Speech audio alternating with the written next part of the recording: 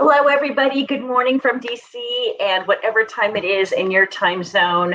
I'm so excited to have our fourth and final webinar series in our Steps to Success program that we've done, looking at some of the outcomes and findings from the Women Connect Challenge that also resonate with the larger set of recommendations and effective practices across the gender digital divide. So very excited to see everybody. Come on in. Make yourself at home for the next hour. It's great to see so many people that are returns to this series. We've had a few people, Subi, Dr. Strong, it's great. Fatima, welcome back. I hope this has been a great series for you. I'm super excited for today's because it really gets to the heart of designing with women for women and really getting to women's unique information needs and how we address these. Because we talk about things like the digital development principles, where the number one piece is design with the end user, and yet this is just not something that people know how to do well. It's not going in and talking to the token woman that came to your focus group because she's the chief's wife or she has status in the community. We know that the women that come into and take advantage of a lot of digital literacy programs already have a lot of agency in their communities. And what the Women Connect Challenge has been all about is creating on-ramps and on-roads for women who are underconnected, unconnected at all. We've talked about these things through the social norms piece that we've done, through the Women's Building Confidence series, and all of these will soon be on the Women Connect website. So if you've missed any, it would be great to have you go back. We have such cool speakers today. I'm so delighted. I can barely handle it. But before we get into that, a little housekeeping, a little discussions about kind of what we've done with the Women Connect Challenge and really what we have found just as a context for this. So let me talk briefly about this.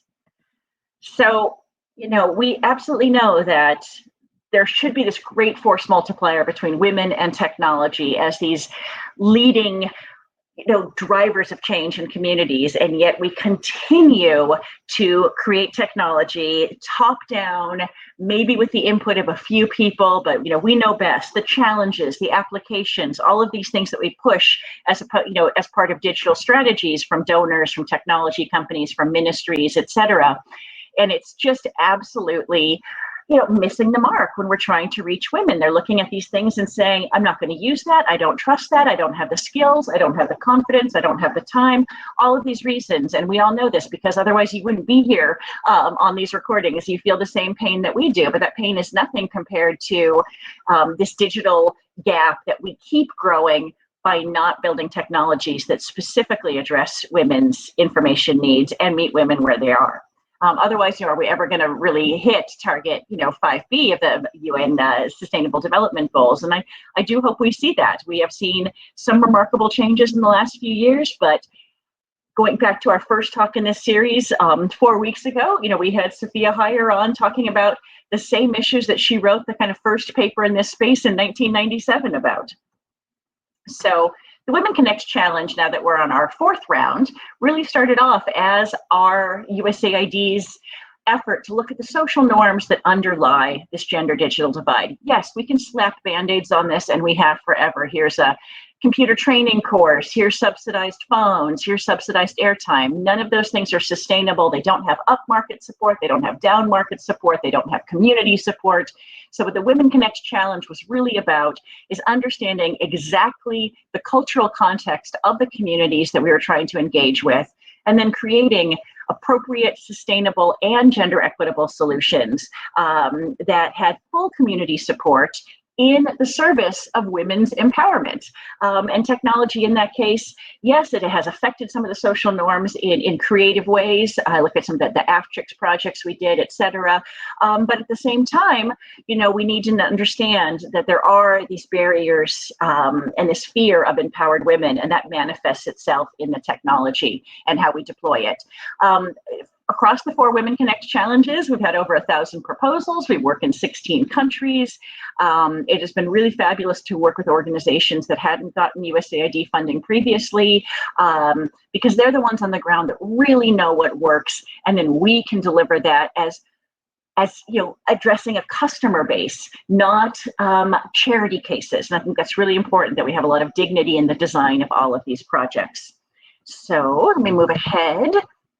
And also, it helps reiterate and refocus what the priorities need to be when we're trying to bring women online and keep them there, which is we have to look at the social norms. We have to change these cultural perceptions that the internet is amoral or a bad place to be for women. You know, creating the economic opportunities like we talked about in webinar 1, cultivating women's confidence to even use the technology when you have women that say things like, I'm too dumb to use this, or my phone is smarter than me, or, you know, hearing that again and again.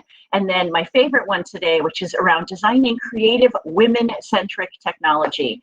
And our 3 speakers are just going to be fabulous. We're following the model of having a researcher talk about why this is so important, and really sort of the state of the knowledge base in this area first. Then we're going to have a Women Connect Challenge awardee talk about how they actually did this, you know, designing, kind of co-designing with women and understanding their information needs.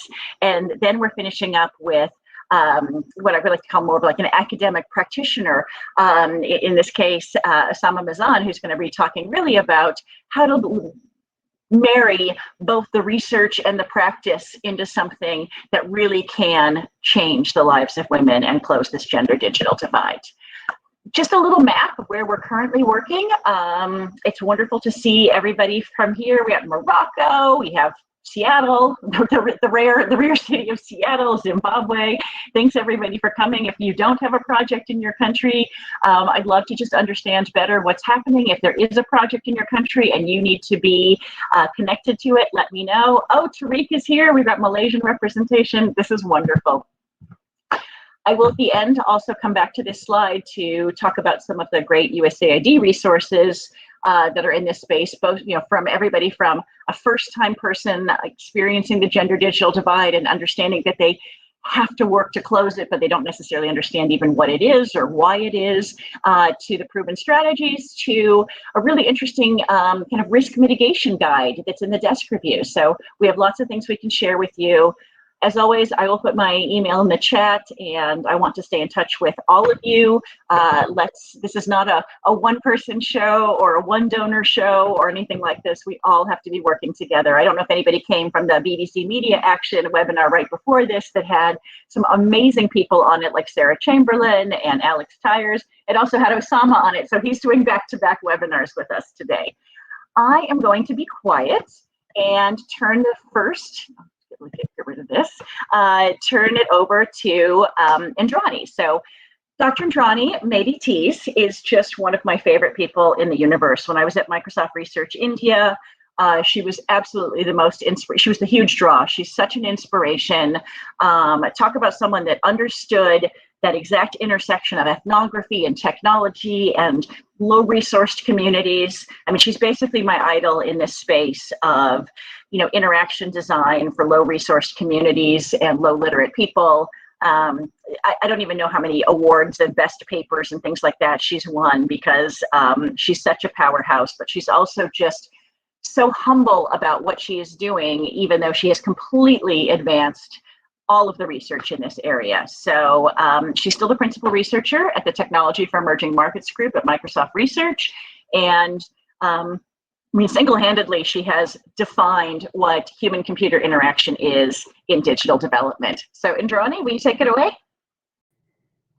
Thank you so much, Revi, for a very generous introduction. Thank you. Very excited to be here today. Let me share my screen.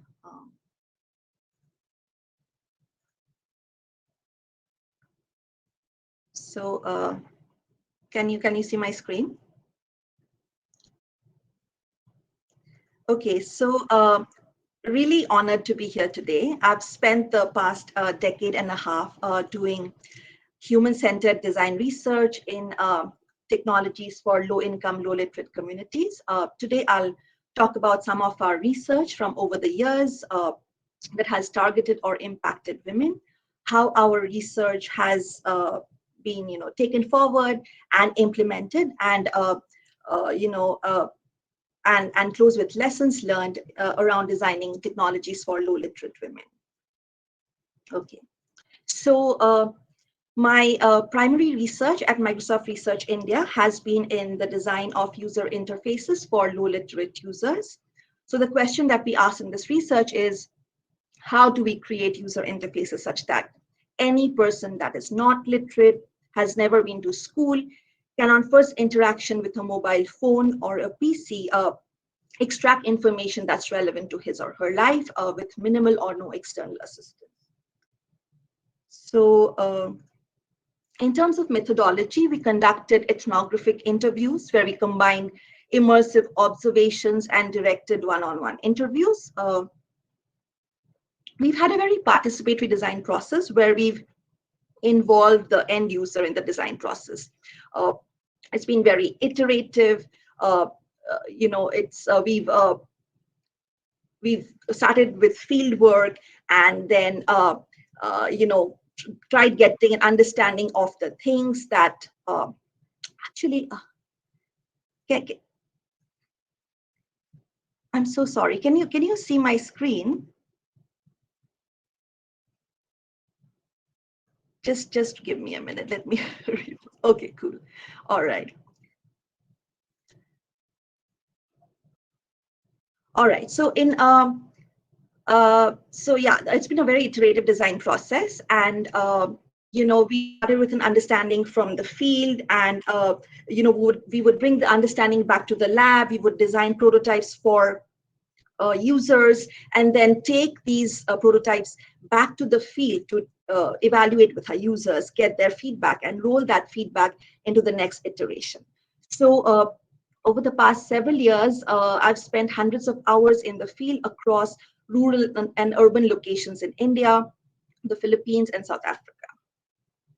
All right, so our first design application was a job information system for domestic helpers.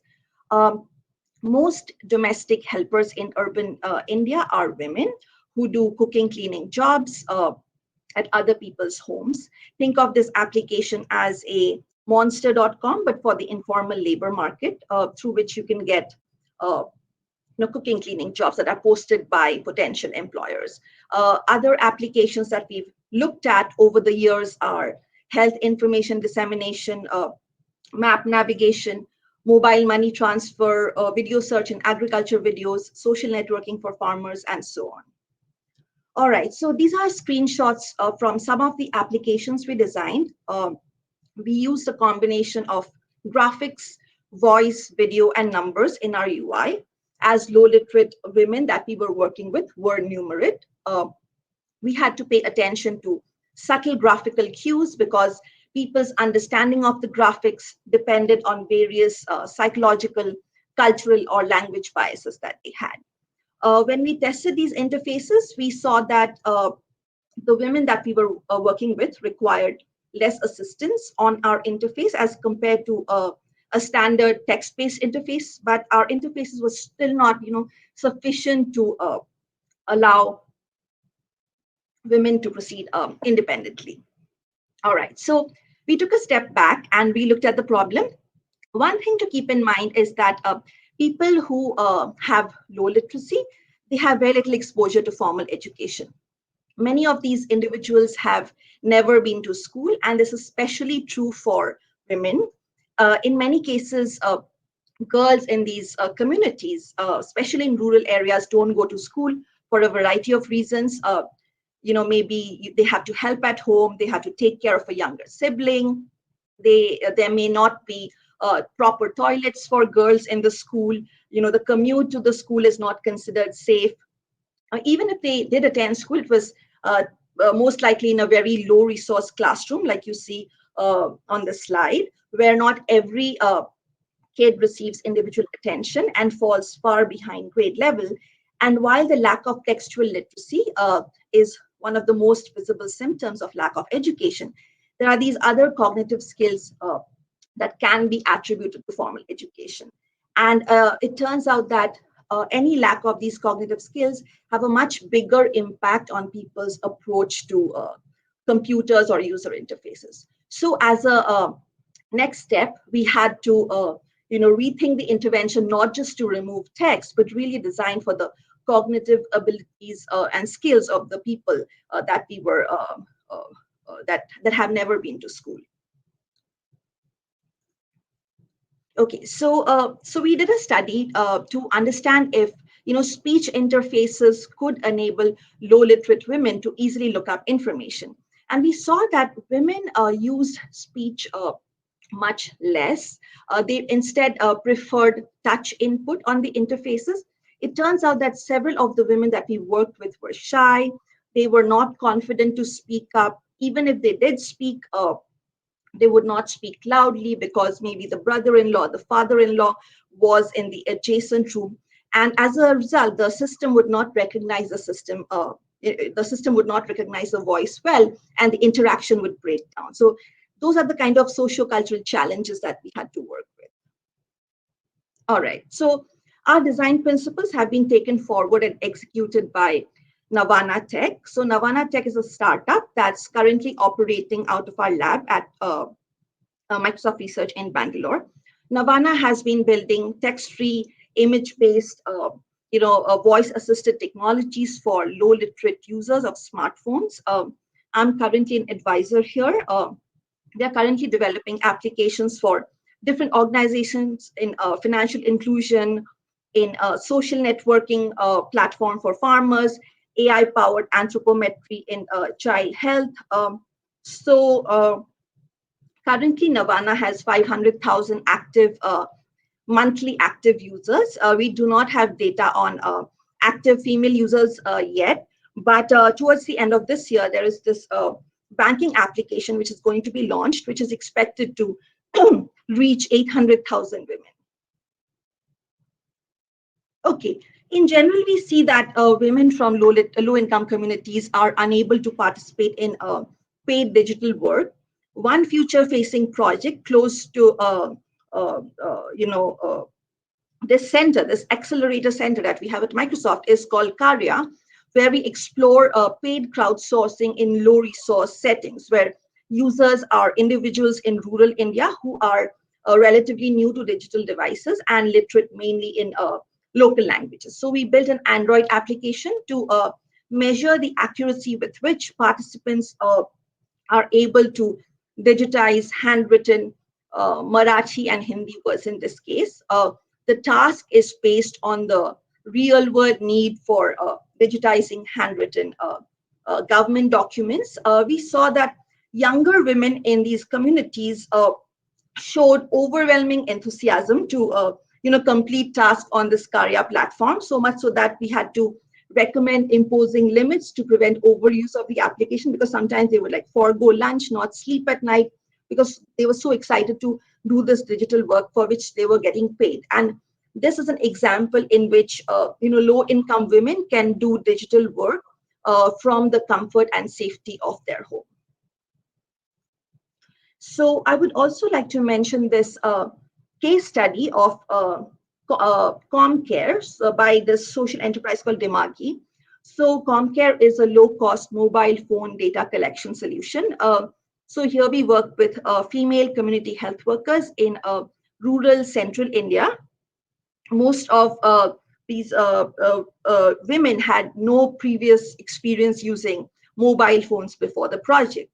And the ComCare data collection system required native text input, which was quite complicated. Like you see in the center of the screen, we were surprised, after months deployment, when we went back to the field, we saw that women had taught themselves native text input, either through rote learning or, drawing phone key maps, for example, which alphabet maps to what key. They would take the help of their spouses. They had rote learned the whole thing. So what was their motivation of use? The motivation was that so that they could hold on to this work phone that was given to them later on in the evening to use the phone for personal use. For example, calling their sisters, calling their family. So strong was the motivation of use for social connection and personal work that they taught themselves complicated native text input that was required at work in this data collection.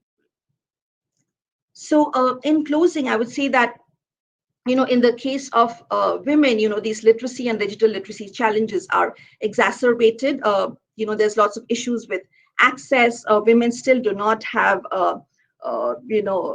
phones in a lot of these communities, they do not have phones of their own. They might share phones of their spouses or, another male member of the household.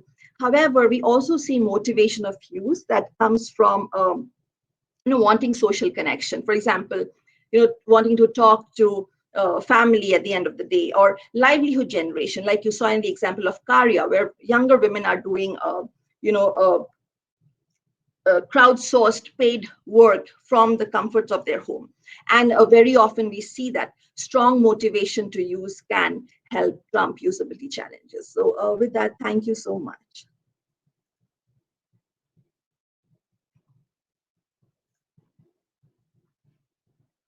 Awesome. I always love listening to you speak. I mean, your work has done so much to inform the work that myself and my grad students do. I always call yours out as that is mandatory reading.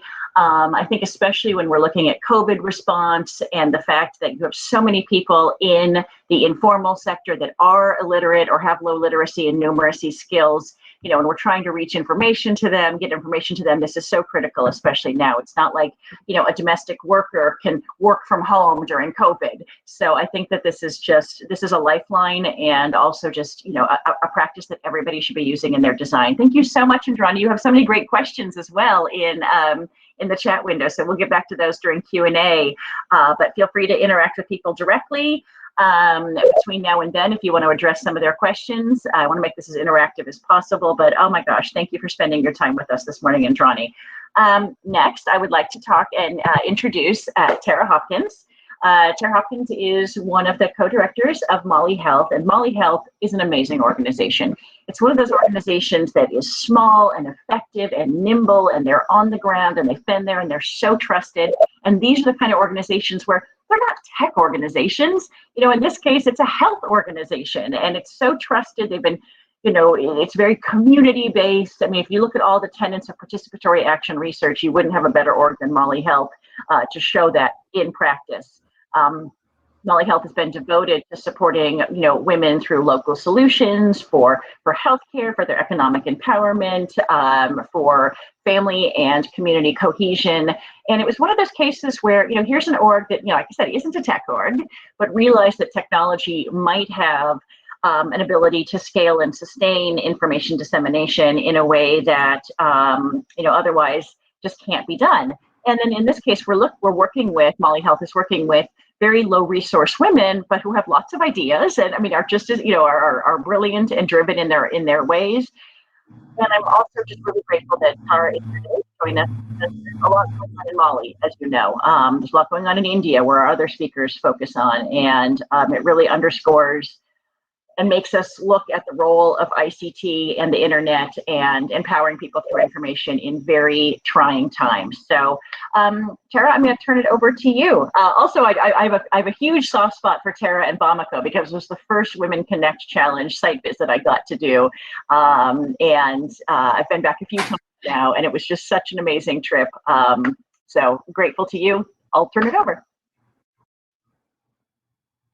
Thank you, Revi. That's beyond generous, and we're just so honored to Molly Health to be a part of, the Women Connect Challenge and a part of this presentation. And it's my honor to represent our entire team today. I just wanted to start with underscoring the point that Revi made, which is that we are not a technology organization. We are a grassroots community health organization. So our journey in the Women Connect Challenge was something that we did not know how it would go, but it's one of the best experiences that we've had as a learning organization, and as an organization that is really committed to identifying solutions that work for women, are designed and led by women. And I think we've done that through this partnership. So the initial idea that we came to the Women Connect Challenge with was actually for our financial inclusion program, which helps women access health information in small groups and then save funds to access either preventative health products or to access care at the health center when they need it. And so we learned about a voice-based technology that was actually developed in Mali. And because of the communities where we work in primarily peri-urban communities in Bamako, we knew right away and saw the applications right away for a voice-based interface in helping to access, helping women that we serve to help them access health information. And so as social behavior change communication specialists, we have a team full of communication specialists. We really saw the potential for technology that was adapted to their needs to really help us extend the reach of some of this really important health information. In Mali, the literacy rate for women is only 28%. So, and the communities we're serving, it's closer to 90, 95% of lack of literacy and numeracy skills. So we knew that there was strong alignment there, and we had kind of the outline of how we could use this technology to extend our program reach and even to scale it, if you will.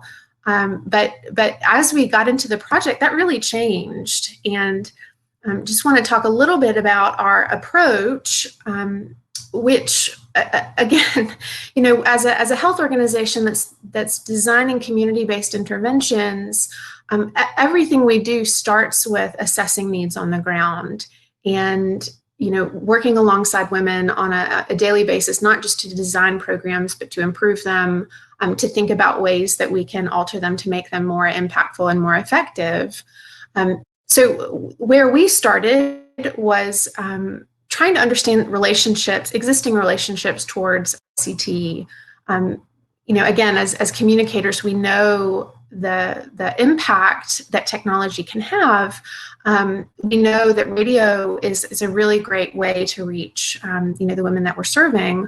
But, again, internet and a smartphone was something that we really just had no idea how this could potentially work. So we started, again, with just a lot of listening, a lot of co-design work, and then we launched into some social norms research, which was such a strong component of the Women Connect, such a strong component of the Women Connect process and project. And one of the reasons that we were just so thrilled to work on this project, because the Women Connect Challenge really put an emphasis on understanding needs in the communities where we were implementing our projects. So we were looking at working with 400 women in Sabala Bugu, which is a peri-urban community in Bamako. About 2/3 of the women with whom we were working had some kind of primary school education or less, including about almost 1/3 of women who had no formal education at all. About 1/3 had some secondary school education, and none of the women we were working with had any had completed their education. We asked a ton of questions about ICT use, internet use. We used a focus group design, but also did a lot of work with the framing of questions and reframing questions to make sure we were really getting at all the possible ways that we could think about technology use and internet and phone use. So there's so many interesting things that we learned, but one of the things that I wanted to highlight was kind of our first big aha moment and our first surprise was that as we were asking about, why do women use technology, or why do they use the internet, or should they, or what are the problems that they can encounter, we met almost no resistance to the idea of women using ICT or using the internet or accessing it. So we were kind of expecting some of those attitudes about the morality, as Ravi was mentioning earlier, but we didn't encounter that, which, was part of the reason we thought about, kind of extending and expanding, the project scope, and eventually we did get there. But then as we looked at, okay, well, what is preventing women from accessing technology using the internet?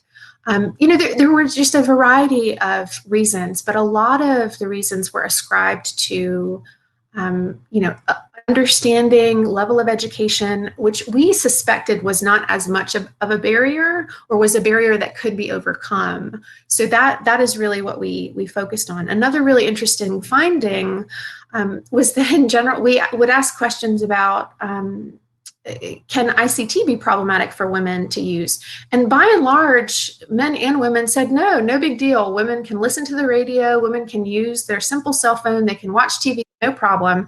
But when we talked about the internet specifically, then it became, oh yes, that is very problematic. And so for us, we were trying to understand, okay, what is exactly behind that?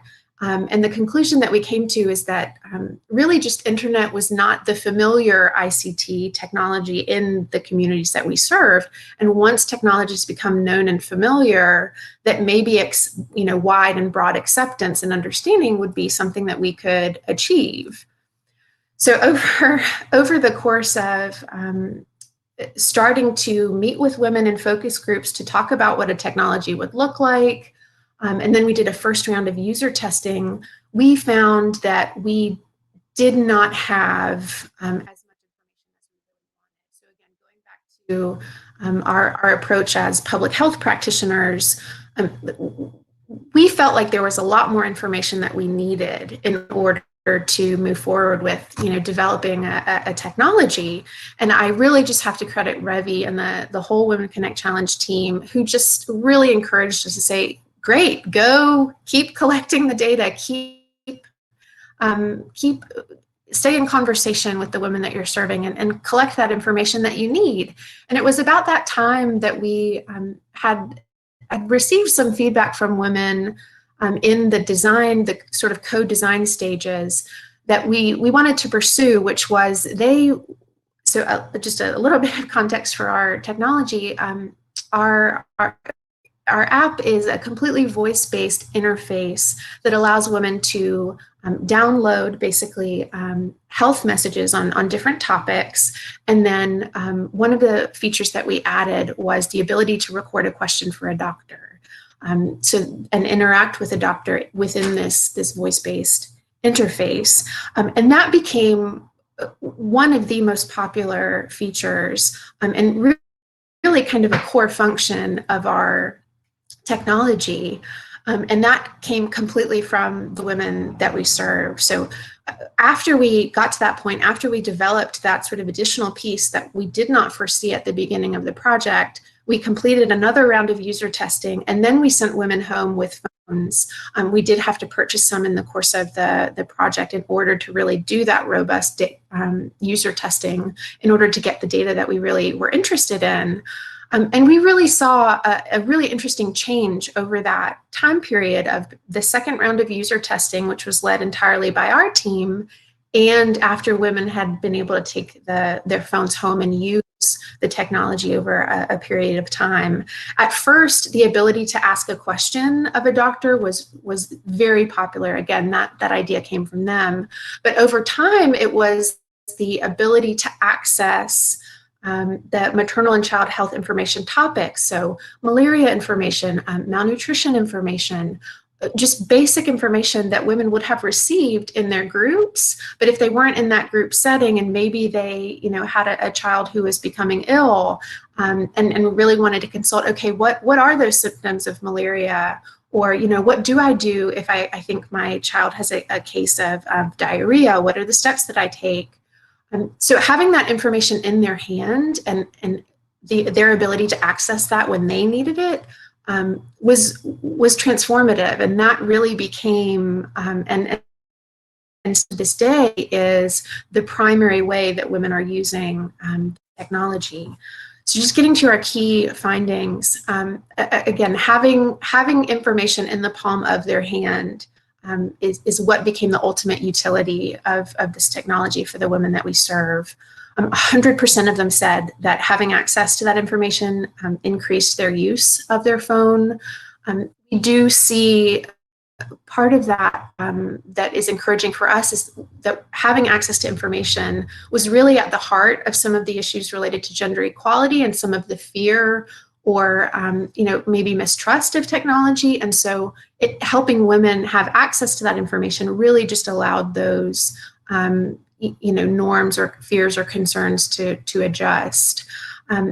Also want to underscore that the level of education that women had and their literacy level absolutely had no impact on their ability to use the technology in either the short or the long term, which was a really interesting finding for our team as well. And so I will just leave it there, but really look forward to answering any questions you may have and hearing from this wonderful colleague, Osama, and thank you again for the. Hey, Tara, it is so great to see you. It's so fun to see those pictures of Bamako. My heart goes out to everybody right now that's wondering what the future is right there. But I also know that you have so affected both the future and the present of so many of the women that you've worked with, and their families and their male counterparts who actually have been incredibly supportive of women using, Kinea Blon, which I'm saying incorrectly, but I think that's been. No, that's great. All right. So I'm going to ask Osama to join us. Osama Manzar is, I don't know where, I feel like I'm so delinquent in not having known this amazing man who, when I look at his bio, he has done everything in journalism, in software, in making sure that, he's reached, 20 million people with his programs to empower the masses through technology and ICT. He's an artist, as you'll see by the slides, but a social entrepreneur, and helps A4AI and the State Department figure out their digital development strategies and their equitable connectivity. I'm pretty blown away by the resume of this man that is Osama. And now, after working with him a little bit on some of the prep for this meeting and these webinars, I'm just more blown away by his ability to synthesize human needs and put them into, a technology that is truly useful. So, Osama, can you join me up here for your presentation? It's coming. Let's check the moderator part. Oh, we're working on Osama in 1 minute. Meanwhile, everybody, keep asking your questions. These are fabulous. I'm going to invite Indrani and Tara to go ahead and start taking some of the questions if you feel like it in the chat window. And I just feel like we've got such a great group here with such great questions. And let's see, where is Osama? We're still working. Oh, he's coming. He's coming.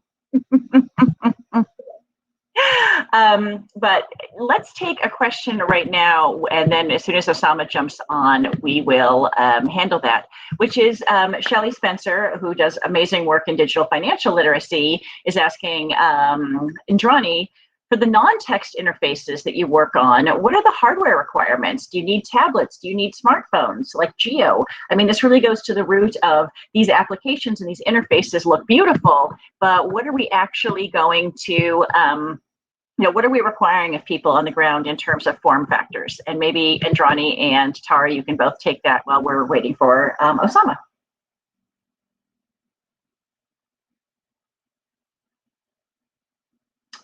Garen, or yes, here we go. We got some people coming back. This is why we do live events, and we are very human here. A great question. So we've built prototypes also on lower end phones, which are not smartphones. But yes, increasingly we do see some smartphones in the communities that we work with. But to answer your question, no, some of the prototypes that we built are on lower end phones that are not smartphones. So yeah, J2ME. And Tara, what did you find with smartphones? I saw the women, with pretty first generation type devices. How did they, what was their interaction with these devices and the requirements for them?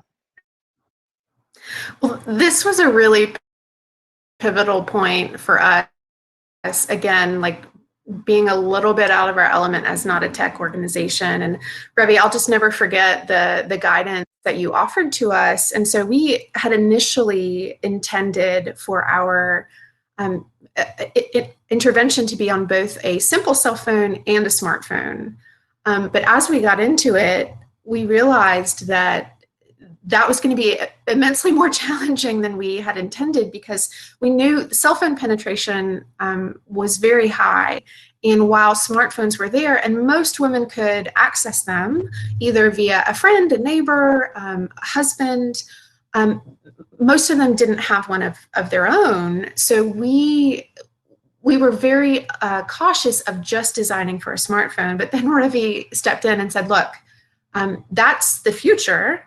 That as women move more online, as networks become more available, smartphones become more affordable, and the accessibility and affordability is why we paired this project with our financial inclusion work, because we wanted to look at the connection of if women had more resources, would this technology and the health information that was on it be something that they could afford with some of this financial inclusion work.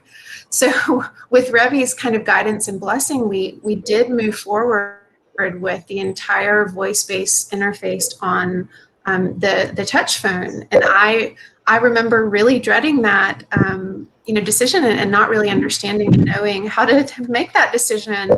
But with Ravi's blessing, we then, really, that's why basically we did that second round of user testing, which Ravi was so generous to come for part of. But it's still something, cost is still something that can be an obstacle. Well, and honestly, it wasn't my blessing or anything doing. It was the lessons I learned from folks like Indrani, quite frankly, who I'm just like, oh, let's take a look at the research and what it says. So I'm glad we got this little intermission in, but I'm going to turn it over. I'm going to kick you both off stage now that I've invited you back on, and we're going to turn things over to Osama, who I'm so glad you're able to join us. Thank you.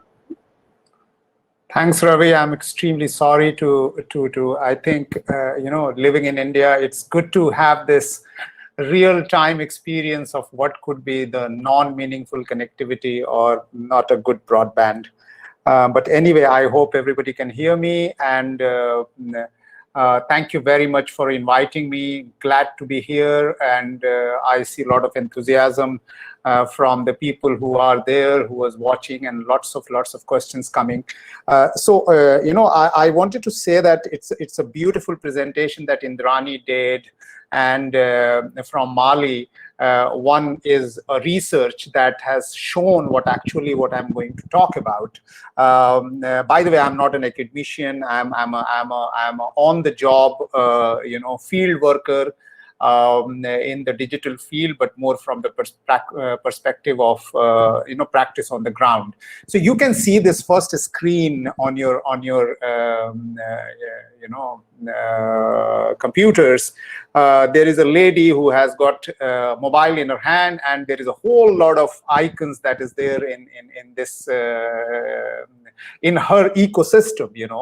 This actually is the highlight and the enabling symbol of women empowerment, I would say.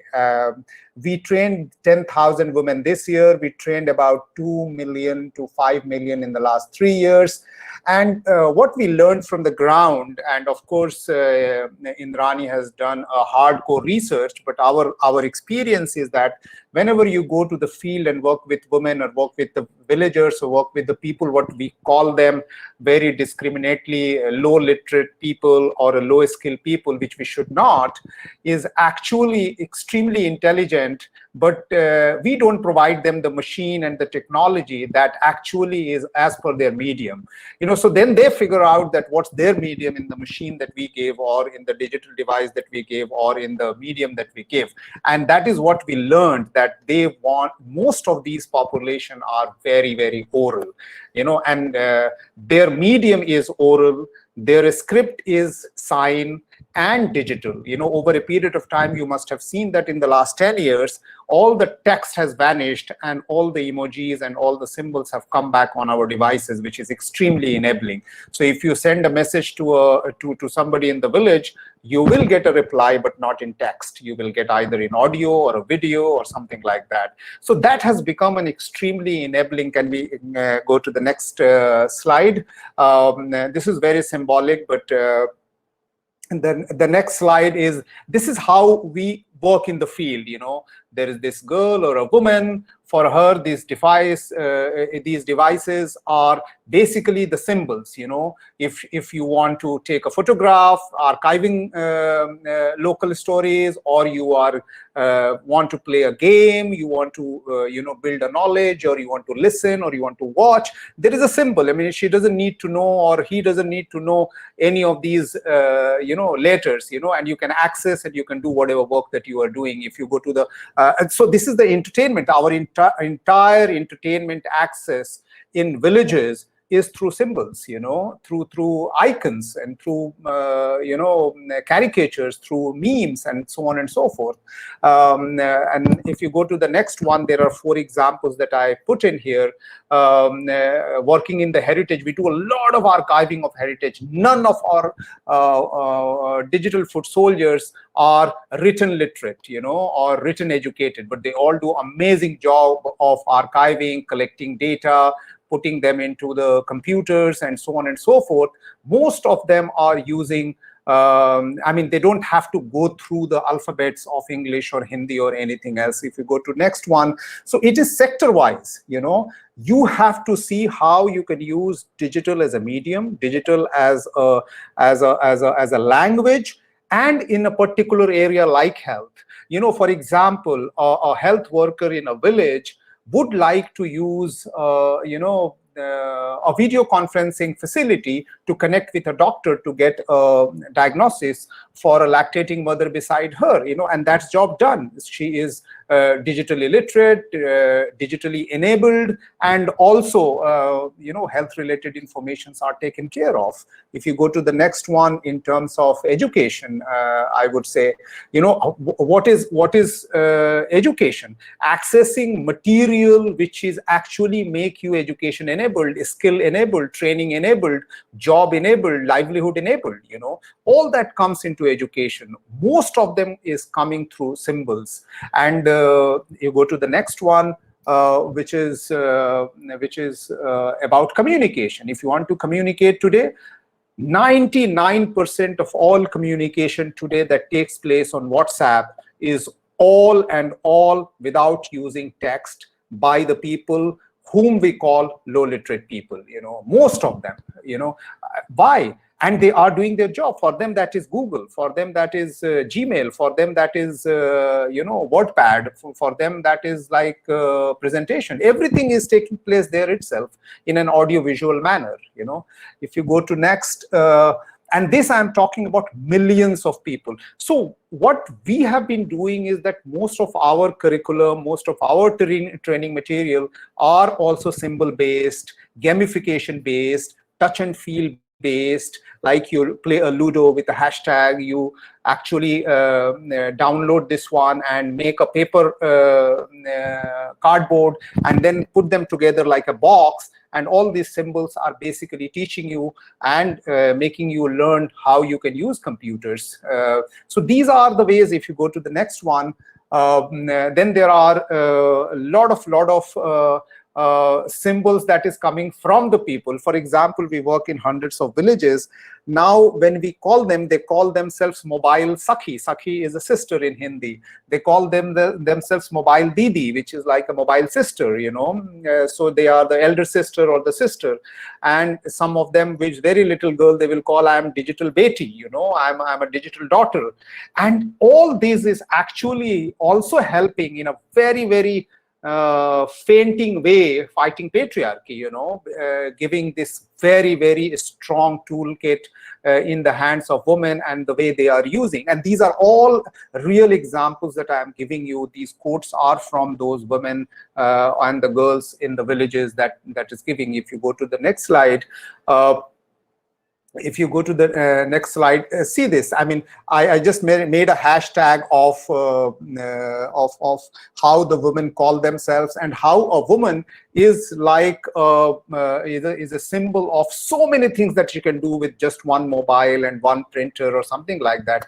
At the moment, while I'm talking to you, we are training 10,000 women entrepreneurs, giving them one tablet or one smartphone and one printer to become an entrepreneur. And they are providing each and every service that is possible at a village level, earning money, and doing social work. You know, and they, most of them are not what we call as literate, educated, or qualified. Next slide, please. These are all case studies. This is a case study book. I can give it to all of you to download. All these women are a case study of various parts of the country in rural areas, and they all are so-called illiterate, uneducated, but they all are doing great work using computers or tablets or smartphones and making their life much more easy, you know, and much more eventful and contextual in that manner. Next, please.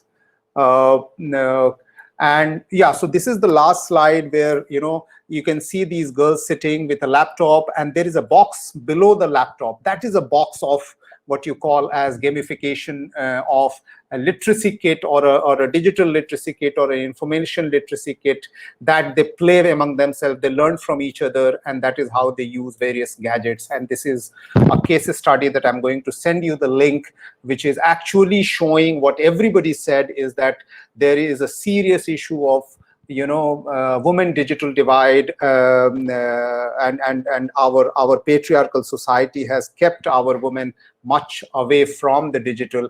And what is very, very important is our learning is that how we can enable women to give device in their hands and forget everything. Everything will come back with an enablement and empowerment. And unlike giving a digital device to a man, if you give to a woman, a family become literate and empowered, the whole peer group become empowered, and of course, you also, on the hindsight, fight patriarchy. So that's all I have to share, but happy to reply any question that you may have. Wow, I mean, you're blowing people away. I knew you would. I'm so delighted that you were part of this. Thank you so much. That was a beautiful presentation, and it really synthesizes everything that Indrani and Tara, you know, talked about, etc. I'm inspired to share one sort of interesting outcome of using symbols and symbology and text-free interfaces. Was a project that I did. It was I had a wonderful PhD student named Leslie Dodson. She's now Dr. Leslie Dodson, and she's doing incredible work in technology and development. But she was working in southwest Morocco with Berber villages where unrelated men and women couldn't use cell phones to talk back to each other for social norms, and yet the development agency funding this, it was a water project, kept saying, but you have to communicate back and forth, and you have to communicate. And people are saying, we can't. It puts us in danger. It affects our social status. It affects mobility. It affects everything. You know, these are the gender norms in our communities. And the donor was a little deaf to that. But what Leslie ended up doing is based on the work that Indrani had done with, and of course, right in line with Osama's work and what Tara was talking about, was by using icons, symbols, etc. It actually took the gender problem sort of out of the way, because anyone could go through the phone, as husbands would do in this community at the end of the day, and say, oh, she really is just talking about the water project. Here's 6 faucets and a geographical marker and a thumbs up or a thumbs down. And it became a way where women were allowed to use technology because it was trusted, it was transparent, and it really was a way of affecting the social norms, affecting people's abilities to work within the social norms that really governed their life, but also exchange information. So I'm so excited by this. I think that everybody is. Most of the questions we've been getting have been around, how do we get these apps? And that's always an interesting thing, because, you know, Indrani's are very research-based. Tara's was, you know, we didn't give them a lot of money in round 1 to make this a scalable project, but she can talk about that otherwise. And Osama, I know you have lots of foot soldiers on the ground doing digital literacy. So how do people get started? How can people either use your work or open source versions of it or create their own? Do you have kind of an open-ended question? But I think that's what most people want to know.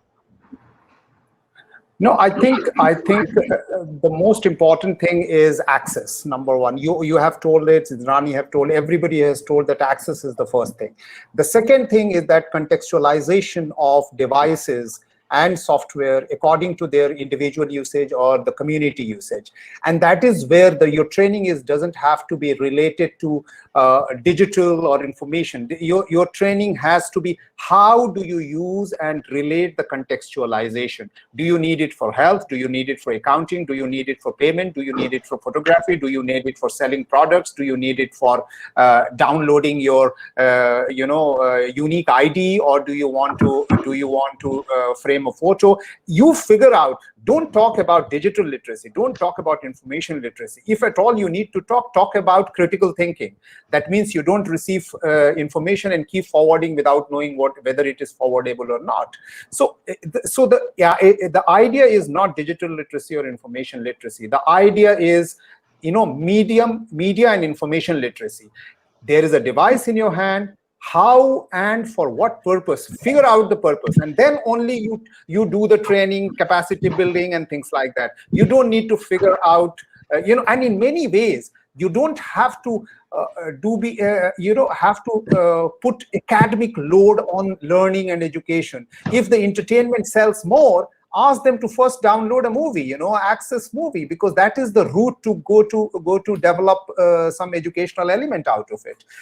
Most of the digital literacy I have seen that has happened is through watching movie on YouTube.